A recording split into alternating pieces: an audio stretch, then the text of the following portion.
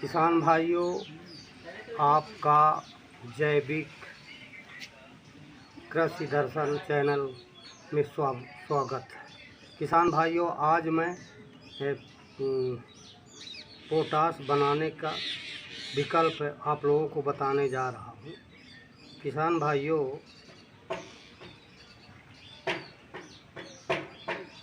आप विकल्प है आप लोगों को बताने जो जा रहा हूँ, उसमें है केला एक नंबर, दूसरा बेल, तीसरा आंवला। इन तीनों से पोटाश, जैविक पोटाश बनाया जा सकता है। किसान भाइयों, ये रासायनिक प्रोडक्ट जो रासायनिक पोटाश मिलती है वो बहुत महंगे पड़ते हैं और शरीर के नुकसान करता है और धरती का जीवाणु नष्ट होते हैं। इससे मेरी विनय है कि किसान भाइयों, जैविक खेती का सहारा लेकर जैविक प्रोडक्ट तैयार करके डालिए अपने खेत में, अपनी फसल में, चाहे सब्जी हो, चाहे पेड़ पौधे हो, चाहे कोई भी फसल हो। किसान भाइयों, चलिए अब मैं वीडियो को शुरू करता हूँ। तो ये हो गया बेल को काट के रख लिया हूँ, ये गूदा निकाल लिया हूँ, और ये केला और ये जो है तो पहले से कद्दूकस कर लिया हूँ आंवला को। अब केला को काट रहा हूँ। किसान भाइयों, बिल्कुल ध्यान देने योग्य बात थी, जैविक खेती बहुत उपयोगी है, अपने शरीर का नुकसान भी नहीं करती है और धरती की उर्वरा शक्ति। किसान भाइयों, अगर खाद न डाली जाए रासायनिक, तो एक साल तो खेत में इतने जीवाणु नष्ट हो गए हैं कि आप फसल काट नहीं सकते, काटने लायक पैदा ही नहीं। इसलिए मेरी विनम्र निवेदन है कि आप लोग सब कोई जैविक खेती का प्रयोग करें और जैविक खेती के सहारे अपने जीवन को स्वस्थ रखें, धरती को जीवाणु रहित होने से बचाएं। किसान भाइयों, ये केला कट गया, छोटे छोटे केला, चाहे सबूत डाल दीजिए, चाहे छिलका भर डाल दीजिए। मैं तो सबूत डाल रहा हूँ, छिलका नहीं डाल रहा, छिलका सही निकाल के डाल रहा हूँ। ये किसान भाइयों, केला कट गया। केला काटने के बाद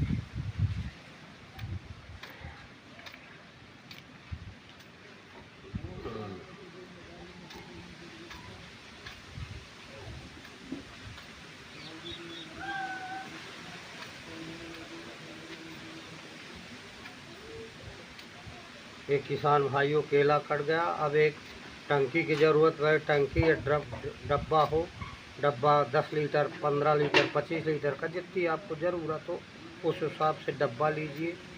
डब्बा ढक्कनदार होना चाहिए। डब्बा को 3/4 पानी डाल लीजिए, एक खाली रखिए। उस खाली में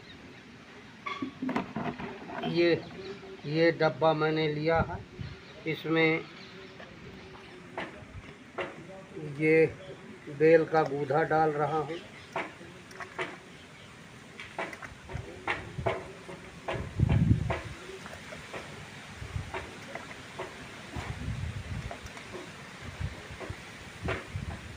किसान भाइयों, बेल का गूदा डल रहा है।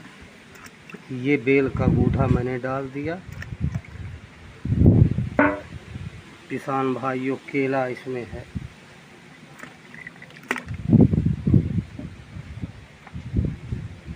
केला भी डाल रहा हूँ। ये केला डल गया। इसी में वो है आंवला को पहले से काट के रख लिया था, ये आंवला भी डाल दिया। इसके बाद किसान भाइयों, इसको ढक्कन बंद करके और छायादार स्थान में रख दीजिए। और 7 दिन के बाद ये जो है तो खोल के इसको डंडे की सहायता से हिला दीजिए। हिलाने के बाद 2 दिन बाद पुनः हिलाते जाइए, फिर 2 दिन के बाद पुनः हिलाते जाए। इसी तरह से 15 दिन के बाद ये तैयार हो जाता है 15 दिन के बाद आप छान के कपड़े की सहायता से या छन्नी के सहायता से छान लीजिए।